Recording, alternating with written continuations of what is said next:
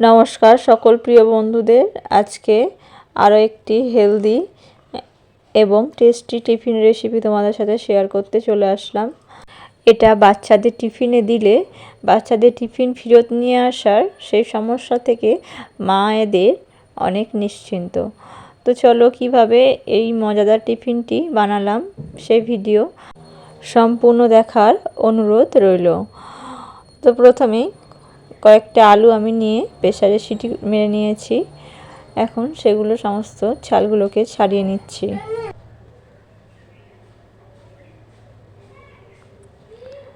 আমি এখন রেখে দিলাম আলুগুলোকে, ছালগুলো আমার ছাড়ানো হয়ে গেছে।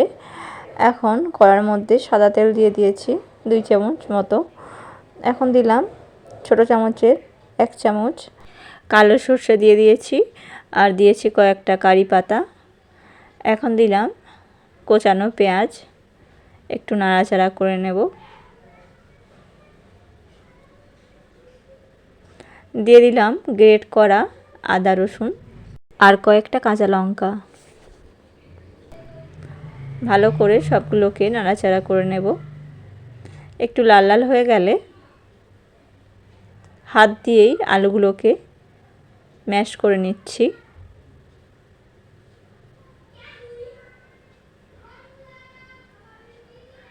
তারপর একটু ভাজা ভাজা করে নেব। একটু লাল লাল হয়ে গেলেই হবে। স্বাদ মতো নুনও দিয়ে দিলাম।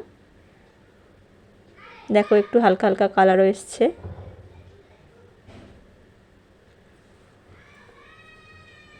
এখন নিয়ে নিয়েছি ময়দা আর স্বাদ মতো নুন আর একটুখানি চিনি, অল্প একটু জোয়ান নিয়েছি। হাতে তালুর মধ্যে একটু ডলে নিয়ে দিয়ে দিলাম। শুকনো উপকরণগুলোকে প্রথমে একটু মিশিয়ে নেব। আর খুবই সামান্য 1 চামচ মতো প্রায় সাদা তেলের ময়াম দিয়ে আবারও একটু ময়দাটাকে মেখে নেব। এরপর অল্প অল্প জল দিয়ে আমি নরম একটা সফট ডো রেডি করব। দেখো কতটা নরম হয়েছে। এখন ওপর থেকে একটু সাদা তেল দিয়ে আবারও ভালো করে ঠেসে নিচ্ছি। তো এটা আমি 10 মিনিট রেখে দিয়েছিলাম। এখন খুব ভালো করে মধে নিচ্ছি।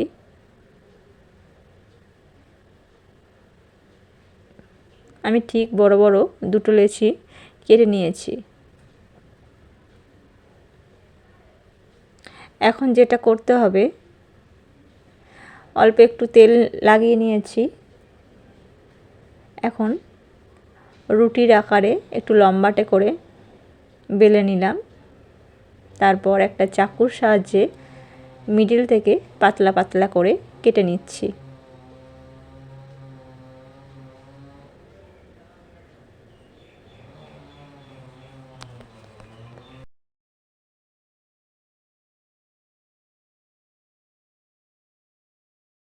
কেটে নেওয়ার পর একটু টান দিলে একটু লম্বাটে হয়ে যাবে।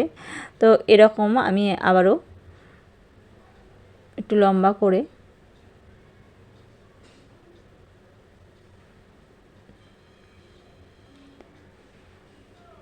তো দেখো খোপার মতো চুল যেরকম বেনি করে, বেনি মানে খোপা করে সেরকম করে আমি ঠিক মুড়ে একটা ডো আবারও রেডি করে নিলাম।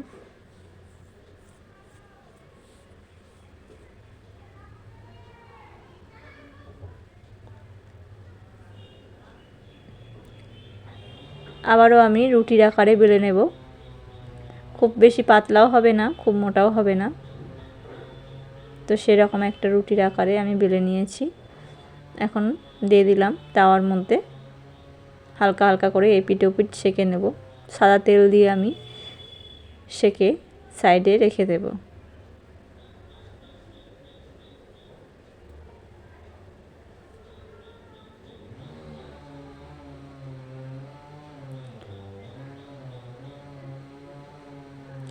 আমি দুটো রুটিকেই ঠিক একই পদ্ধতিতে সেঁকে সাইডে রেখে দিয়েছি। এখন ওই তাওয়ার মধ্যে দিয়ে দিলাম একটা ডিম।